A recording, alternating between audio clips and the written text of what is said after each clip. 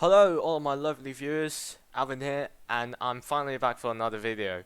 Now the main reason why I'm making this video today is because I want to talk about a race that I've taken part in last Friday, which was apparently a very hectic one. It was the last round of the Baden GT Tour Season 2, which is a race series that I haven't been taking part in for quite a long time, so it's a pretty special one, and even on its own, this race is really worth watching. So, I thought this would be a great idea for me to do a little bit of in-depth analyzing dedicated to this particular race because it was so worth talking about. So, without any further ado, let's dive straight into this race. So, this is the race in question then. The Baden GT Tour Season 2 Round 4. And oh, by the way, a little bit of promotion here.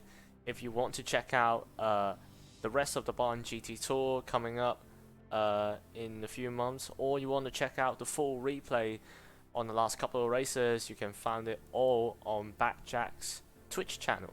So that's done with a little bit of promotion, so let's get into the replay itself. So this is the replay, and unfortunately, because of my replay setting, silly me, I forgot to set it to 90 minutes, so I only included the last hour of the race, which was fine because it's 1 hour and 30 minutes, and the first 30 minutes was not quite where the action was. So I'll give you a little short conclusion on what happened on the race start. I took pole by 6/10 in this, well, we'll say typical kind of British drizzle, and you may now see some rain on the screen, but that's not quite what was going on. If you take a look on the first person, which was the cockpit cam, you can see not much rain was going on. That means the track was drying up rapidly, especially when you have about 20 cars running on the track. So at this point, the wet tires are definitely overheating, and yeah, you can already tell what happened here. I literally just had a massive oversteer on an R8, and with this condition going on, we have to do everything we can to control the tire temperature, and tire management becomes a major thing to talk about and to be looking out for in this race. But it was all good, all looking good the first, well, 10 or 20 so laps, and I had a really good start. I pulled out about 10 seconds to the car behind, and there's a GT4, black car GT4, so ignore that. So I pulled out about 10-second gap to the car behind, but as you can see with this going on, the gap gradually decreased over time, and you can see at this point the BMW that was fighting position with the Mercedes already got ahead and shortened the gap to 8.5 seconds, and it keeps shortened to 6 seconds. It was about a lap before I pit. So at this point the tire is so bad that I have to pit, but because I actually planned the fuel for exactly for 45 minutes, so I have to wait until all the fuel goes off in order to pit. But that's not the case what's going on with the BMW. So Victor, the BMW, he decided to do an undercut. So at this particular lap, he entered into the pits 1 lap earlier than what I did, and swapped into a fresh set of wet tires. So he's in the pits with fresh rubber, while I'm still struggling with this set of overheated and worn wet tire on a drying track. So with that in mind, you can already you can see how bad it is with that save. So I got back into the pits 1 lap later because I saw on the telemetry that the BMW was in the pits. So I was going into the pits and swapped onto a fresh set of wet tires, and because I'm not really familiar with the pit entrance in Silverstone, so I braked slightly a bit earlier than I should be, and also literally parked in the wrong position in the pits, so the mechanic has to move the car, and I lost for another like 2 seconds there. With all of that combined together, that actually put me behind the BMW when I eventually got out of the pits. There he is.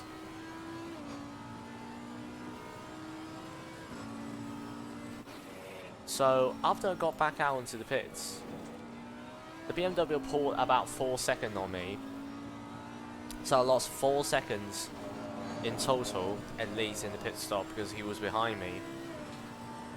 So all I can do now is to try my best to catch up, but because I know very well that if I keep pushing the tires, it's gonna overheat. So I can't push it to 100%, even I know that I have more grip, more pace. So I have to keep myself in shape. So it's basically it's like that. The gap is between like 3 point something seconds. So it was all settled until on lap 23, Victor encountered some back markers in GT4. So he has to figure his way around these cars, and unfortunately, the Vale chicane and the club corner is extremely slippery in the wet. So he really has to back off when there's like a few cars wrestling positions. So he got blocked by these back markers while I was behind, picking up all the momentum. And bad luck to him, I got past him after this. I run my car alongside him, so he has to back off and let me pass. So it all looks like here, it's okay. I'm back on the lead, and I continue to pull a gap on him for about 4 seconds. And then, at this very crucial stage, my tires start to go off again, so I have to drive super gently. And because I realized that I didn't really calculate the fuel precise enough, so I was about half a lap off on the fuel load. So I have to drive a bit more gently and be a bit more conservative about the fuel, while the BMW can just do his best to push onto me at this stage. So he started closing the gap on me from 4 seconds to about 1 second, and you can see I was literally finding water everywhere because the track is so dry that the rear tire is literally going to burn whenever I enter into the corner. So it was on lap 34, starting from here, the BMW started to catch up to me. And this is where things start to get a bit more interesting. So I was going defensive, maybe it's better to look in the bird eye view. Yeah, so I was going defensive, so it was the first attempt on the BMW trying to overtake me. So I brake a bit earlier before the corner, so I make sure that I'm on the inside on the BMW, so I take the racing line. The BMW was forced to go a wider line, so he couldn't have more grip in this scenario.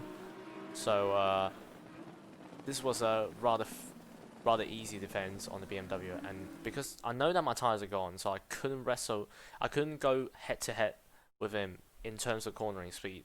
So I do something very cheeky here, which is to actually put a bit of brake on because he was right behind me, so I can actually slow him down in the apex, so I can have the control on the corner exit, so I can try to use that advantage to pull away. But at this stage, I was barely holding on because the tire grip is just basically zero. On the last 10 laps, it was like driving on ice. So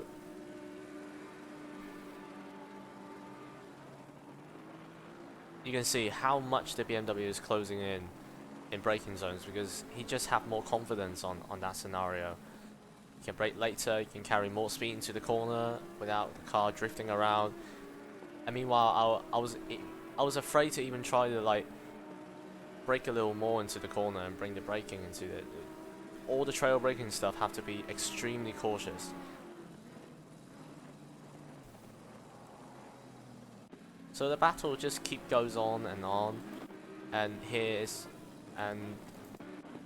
the BMW having another attempt on going past me. This time he braked even later than last time, but because he braked too late in the wet conditions, he locked up the front wheels, I assume. At least the front tire wasn't having the best of grip, so he can't turn the car in at that precise point. So I'll hold on to the inside line and get a better exit. And because this time he's much closer, so I have to hover the car in the middle. As you can see here, I'm going to go back onto the BMW's camera. You can see here I was hovering the car in the middle and braking slightly a bit earlier to make sure that I'm always running alongside the BMW, maybe slightly ahead, so I can control his maneuver and his racing line. So it's difficult for him to get past. But yeah, it's very difficult here to defend because my tires are dying. I couldn't do much to hold on apart from like trying to find every bit of water on the track to try to cool down the tires. But you can see I'm really struggling. I'm literally drifting out of every corner. Oversteering is already a nature in the R8, and especially in this condition with dying tires, it's basically driving a drift car trying to run around.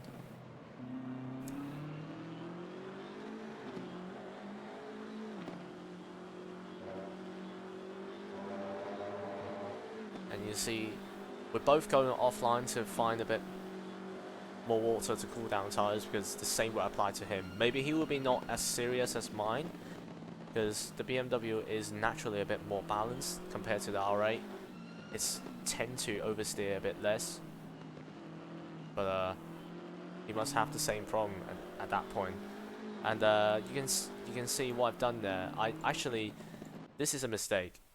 This is me going to enter into the corner too fast and literally taking the absolute double apex approach. And this point is actually very dangerous. I might have got hit by him here if I'm not careful enough, but it's fine because he backed off and I closed up the line. So it's all good. And possibly because of this, the BMW realizes that I'm going to take a very defensive approach, and he knows that he's a lot quicker than me. I think at this stage, he's averagely a second faster than me on every lap. So what I can only do is try to maximize where I'm quicker and try to block him off at the place where I'm slower. You can see I'm sliding through Mackerton, also Chapel, every single corner.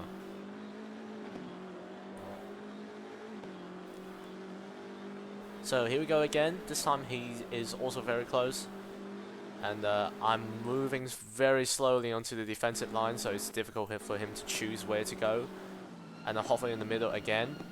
He also brakes a bit later this time, but this time he got the brake control a bit better. And I picked up the throttle earlier than him because obviously I got more room to exit out the corner. I got momentum on that, so it's all fine. And here I dust it again. Obviously I'm actually not picking up the throttle that early so that I can slow him down on the apex so he gets a slower exit. So basically I'm keep applying the same method on defending until he does something crazy, because you always needed that to fight for that last position for victory. But up to this point, I'm basically doing what I was doing on the first few laps, except that he's actually getting closer and I'm losing more grip.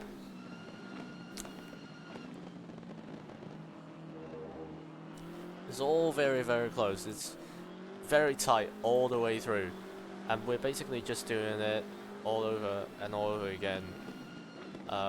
Me doing all the defending work, trying to hold on to my tires, holding on to my dear life by picking up some water on the track, cooling down my tires, and he's doing the best he can trying to hunt me down. You see, I'm so struggling for grip, and here I'm literally doing my best to slow him down in every single corner, because I know that he's got so much more grip than me. This is the best I can do in this scenario. I would say though, the BMW, Victor in the BMW is not being very aggressive here. Actually, he's being very safe, very conservative. If he's a bit more aggressive, I may have lose already, because I beat him to the line by like less than half a second, which is insane. It's basically the same technique applying over and over again, but you can feel the pressure's been building up, starting from lap to lap.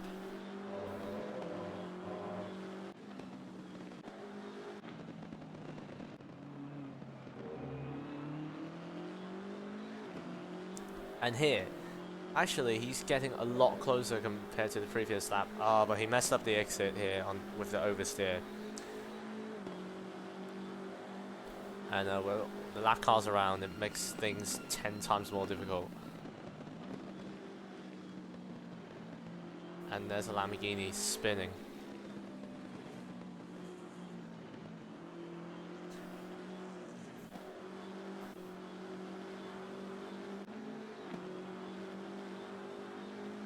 And I remember there is a lap where McLaren in GT4 spins off a chapel, if I remember correctly.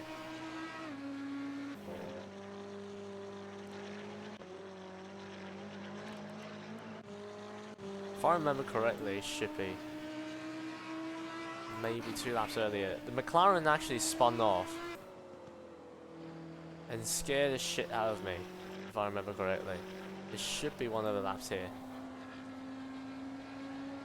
Is it here?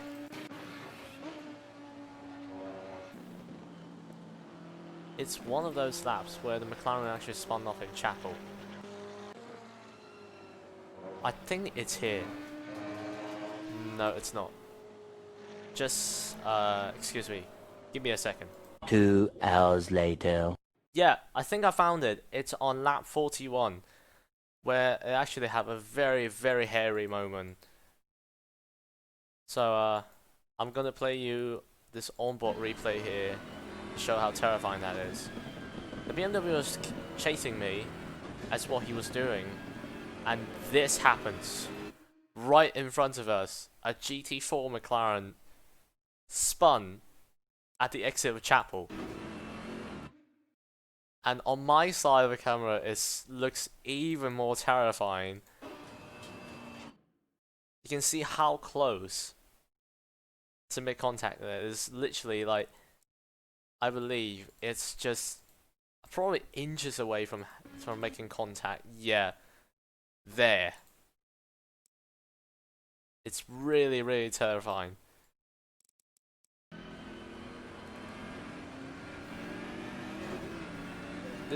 That was a bit of a lucky escape.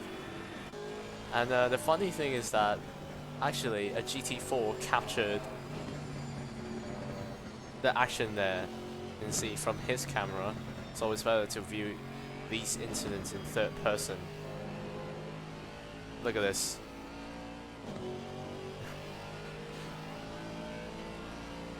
Another lucky escape, I would say. So after that, we continue racing, and the battles start to get a bit more tense. So I'll start to do a bit more trick, as you can see there. I backed off in the middle of the corner. I was carrying a lot of speed into the corner. Intentionally placed my car in the awkward positions where he can't choose a better line than I could. So basically it's just me trying to place the car and trying to stop him from finding the right line to get past me, because if he does, I'll be dead. So it's actually all very close. I'm slower in every corner, as you can see. He's braking later than me, he's carrying more speed than me, he can pick up the throttle earlier than me, even though his tires is probably dead. But I'm having a worse day, trust me, right there in the car. The car's sliding all over the place. And there he is, closing in again. Obviously I'm not giving him any in the room to overtake whatsoever. That was almost a second move for me.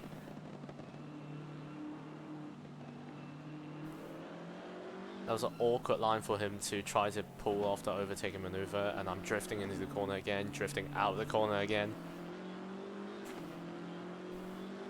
It may feel easy now, but being back in the car racing like this, it's very intense. And knowing that your race win is only about a lap away makes it even more tense. So this time I'm even defending into turn 1.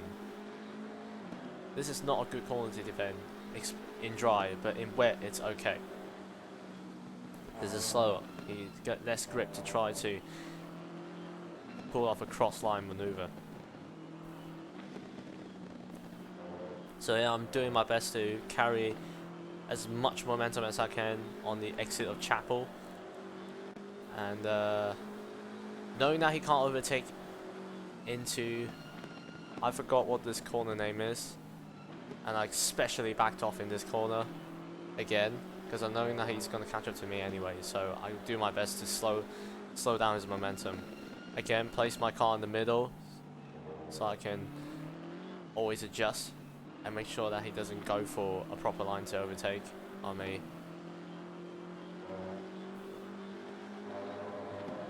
Still trying to pick up some more water, make sure that I won't mess myself up at the final corner, even though eventually I actually did. It's a very good race to watch. I definitely recommend you to check out the full race replay with the lovely French commentary by Jack himself on his Twitch channel, Jax. Make sure to check it out. I'll put a link in the description for you to check out the race if you want to. This is quality racing. So it's all good, and the BMW tried to run a wider line to get me on the corner, and I'll obviously brake early.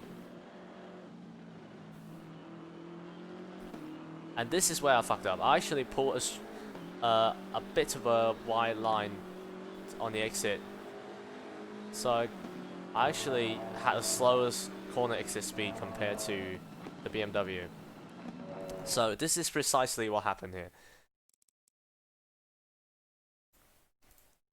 So I think it's better on this camera, yes. So this is the corner entering into, I forgot the name again. So I should have a narrow line on the exit, while he actually can pick up the momentum a bit better than me because it's a straight line.